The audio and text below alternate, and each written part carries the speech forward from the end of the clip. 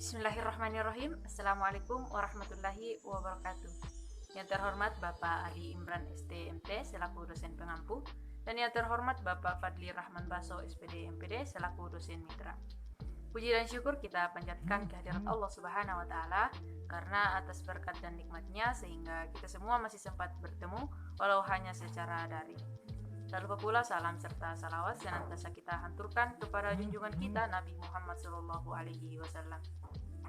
Sebelumnya perkenalkan, nama saya Asti Mawarni selaku moderator perwakilan dari kelompok 5. Pada kesempatan hari ini, kelompok 3 yang terdiri dari Arinda Heksa Putri Marsyanda sebagai pemateri pertama, Miftahul Hairi S sebagai pemateri kedua, Nurhaya Musdira sebagai pemateri ketiga, Natat Sarasid sebagai pemateri keempat, Ahmad Radif Ridawi sebagai pemateri kelima, Sidrayanti sebagai pemateri keenam, Pak M. Ikhwan Alifka sebagai pemateri ketujuh, Nur Ainun Najibah sebagai pemateri kedelapan, dan Muhammad Nur Fauzi sebagai pemateri terakhir. Pada kesempatan kali ini, kelompok 3 akan membahas materi mengenai himpunan. Baiklah, saya persilahkan kepada pemateri pertama untuk menyampaikan materinya. Baik, saya Arinda Heksa Putri Marsyanda selaku pemateri pertama akan menjelaskan mengenai definisi himpunan, notasi himpunan, dan contohnya. Jadi, definisi himpunan itu ialah kumpulan objek-objek yang berbeda dan tidak terurut yang dapat didefinisikan dengan jelas. Nah, di dalam himpunan ini terdapat objek-objek yang biasanya disebut anggota atau elemen. Selanjutnya adalah notasi himpunan. Jadi, nama himpunan itu dituliskan dengan menggunakan huruf kapital, seperti huruf kapital X, Y, Z. Sedangkan anggota himpunan itu dituliskan dengan huruf kecil, contohnya huruf kecil P, Q, R. Notasi yang ketiga, bisa dilihat untuk simbol ini menyatakan elemen, yang artinya anggota. Jadi, X elemen A sama dengan X merupakan anggota himpunan A. Sedangkan simbol yang dicoret ini artinya bukan anggota. Jadi, X bukan anggota himpunan A. Selanjutnya, untuk simbol 0 dicoret atau kurung kerawal, itu merupakan himpunan kosong. Lanjut untuk contohnya. Misal himpunan mahasiswa PT IKA angkatan 2021. A sama dengan Taca, Arin, Ayi, Ainun. Contoh selanjutnya yaitu misal himpunan bilangan ganjil kurang dari 10. Bisa dituliskan G sama dengan 1, 3, 5, 7, 9. Mungkin itu saja penjelasan mengenai definisi, notasi, beserta contoh dari himpunan. Selanjutnya saya persilahkan kepada pemateri kedua. Terima kasih. Saya akan melanjutkan materi himpunan dari teman saya. Pertama-tama perkenalkan, nama saya Miftahul Hairi S. Saya akan membacakan materi cara menyatakan himpunan. 1. Menyatakan sifat, yaitu himpunan huruf vokal, himpunan bilangan genap kurang dari 10. 2. Menuliskan semua anggota himpunan. A, I, U, E, O, B, 2, 4, 6, 8. 3. Menuliskan syarat anggota himpunan. A, X garis lurus X huruf vokal. B, X garis lurus 0 lebih kecil X lebih kecil 10 X bilangan genap. Untuk bagian A ini maksudnya X-nya itu huruf vokal, dan bagian B X itu harus lebih kecil dari 10 dan bilangan genap. Diagram Venn, himpunan juga dapat dinyatakan menggunakan diagram Venn. Nah, untuk bagian kotak ini itu sebuah himpunannya dan lingkaran itu sebuah anggota. Begitu juga pada kotak yang satunya. Lanjut, jenis-jenis himpunan. Jenis-jenis himpunan. 1. Himpunan semesta. Himpunan yang anggotanya adalah semua objek yang sedang diperhatikan. Simbolnya itu S. Contoh, A dalam kurung kurawal 2, 3, 5, 7, 9. S-nya 1, 2, 3, 4, 10 sampai seterusnya. Jadi, jika anggota himpunan A merupakan bilangan prima kurang dari 10, maka cara untuk menentukan himpunan semestanya bisa dikatakan himpunan bilangan asli karena sudah mencakup angka 2, 5, 2, 3, 5, 7, dan 9. Itu saja dari saya. Selanjutnya akan dibacakan oleh teman saya. Terima kasih. Perkenalkan, nama saya Nurhai Mustira dengan NIM 210-209-501-052. Selanjutnya, materi yang kedua yaitu himpunan kosong adalah himpunan yang tidak memiliki anggota. Simbolnya yaitu biasa dibaca dengan himpunan kosong atau kurung kurawal. Contohnya yaitu elemen sama dengan X di mana X pangkat 2 sama dengan 9, X bilangan genap. Oleh karena itu, elemen sama dengan kurung kurawal atau elemen dengan simbol himpunan kosong. Yang ketiga yaitu himpunan berhingga, adalah himpunan yang anggotanya berhingga, himpunan bilangan prima yang kurang dari 10. Contohnya itu A sama dengan buka kurung kurawal 2, 3, 5, 7, 9 tutup kurung kurawal, dan A X di mana X lebih kecil dari 10, X elemen bilangan prima. Yang keempat yaitu himpunan yang tidak berhingga, himpunan yang anggotanya tidak terhingga atau tidak terbatas. Himpunan terdiri dari bilangan asli, contohnya itu A sama dengan buka kurung kurawal 1, 2, 3, 4, 5, 6, 7, 8, 9 dan seterusnya tutup kurung kurawal, atau A sama dengan X di mana X elemen N. Baik, perkenalkan, nama saya Natasha Rashid. Saya akan melanjutkan penjelasan dari teman saya mengenai himpunan. Pada kesempatan kali ini, saya akan membahas mengenai hubungan antar himpunan. Hubungan antar himpunan terbagi menjadi 7. Yang pertama yaitu himpunan bagian.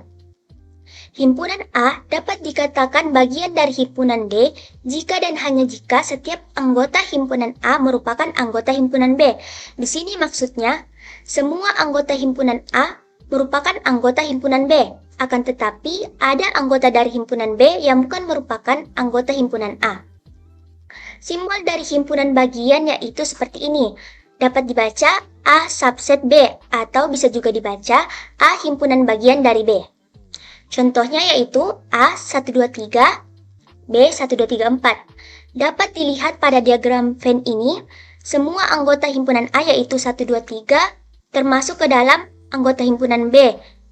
Akan tetapi ada anggota dari himpunan B yang bukan merupakan anggota himpunan A, yaitu 4. Selanjutnya, yang kedua yaitu himpunan bagian sejati. Dapat dikatakan himpunan bagian sejati jika himpunan A memiliki anggota yang sama dengan himpunan B.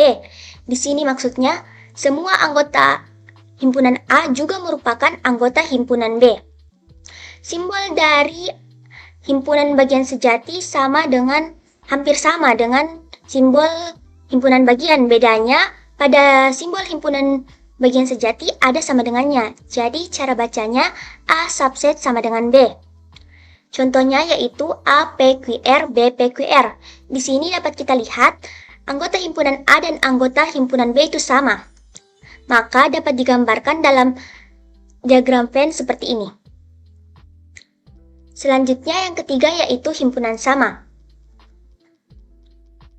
Dua himpunan dapat dikatakan sama ketika semua anggota himpunan A adalah anggota himpunan B dan berlaku sebaliknya. Himpunan sama mirip dengan himpunan bagian sejati. Bedanya di sini mungkin hanya simbolnya saja. Simbol dari himpunan sama yaitu A sama dengan B. Contohnya A PQR, B PQR. Jadi walaupun anggota himpunan B teracak atau tidak beratur, misalnya RQP, RPQ, tetap dikatakan himpunan sama karena elemennya sama.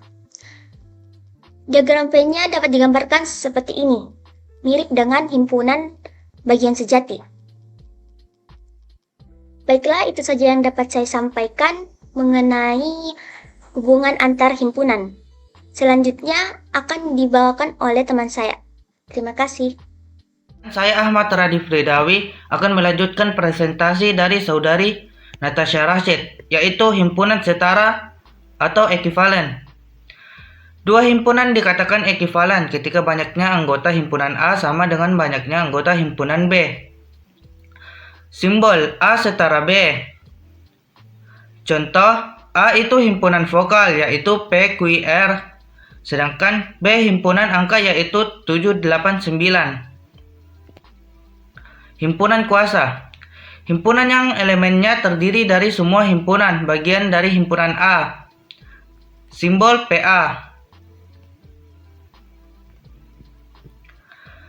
Ini adalah contoh himpunannya dapat dilihat pada slide ini. Anggota himpunan kuasa selalu memiliki himpunan kosong sebagai anggota pertamanya. Untuk memastikan himpunan kuasa yang dibuat sudah benar, digunakan rumus NPA. Kalau banyaknya anggota himpunan yang dibuat sudah sama dengan rumus, maka himpunan kuasanya sudah benar. Dua buah himpunan dikatakan saling lepas jika kedua himpunan tersebut tidak memiliki anggota persekutuan atau anggota yang sama. Himpunan lepas. Simbol A lepas B.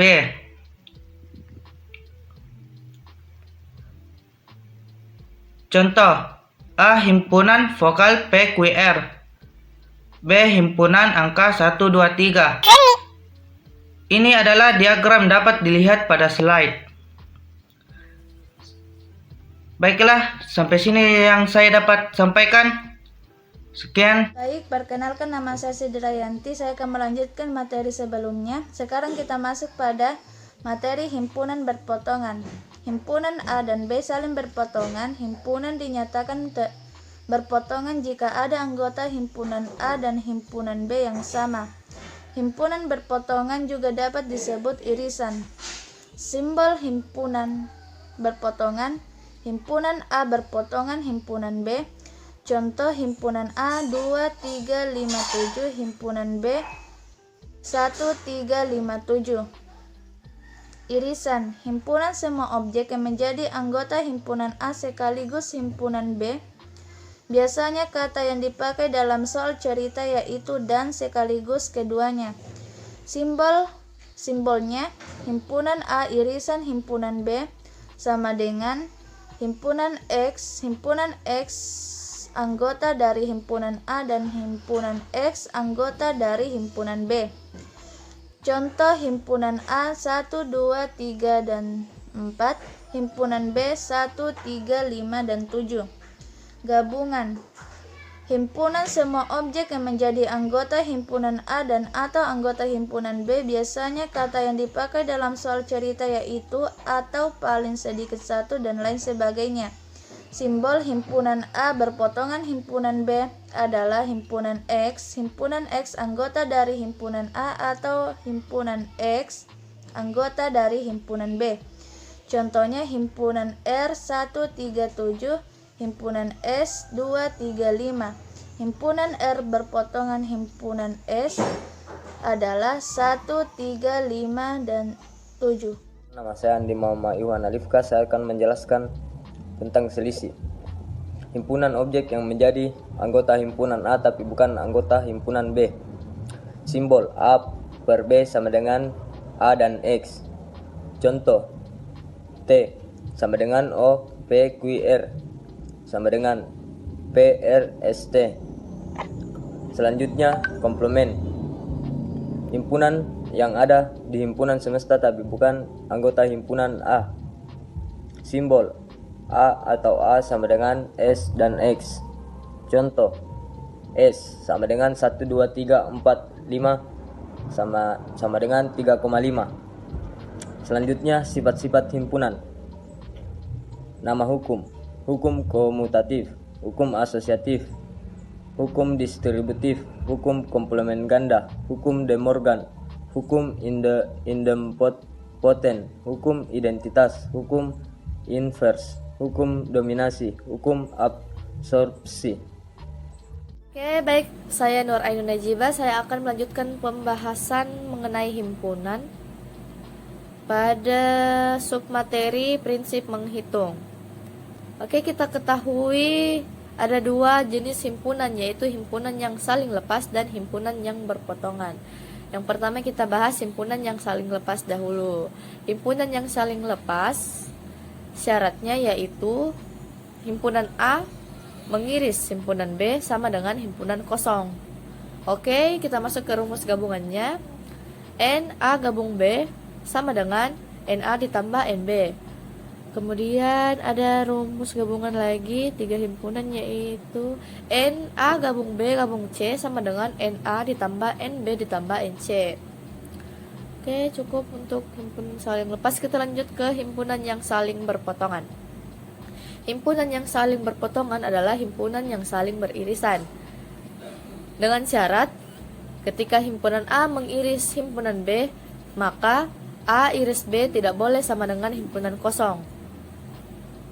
Dengan rumus gabungannya yaitu NA gabung B sama dengan NA ditambah NB dikurang NA iris B.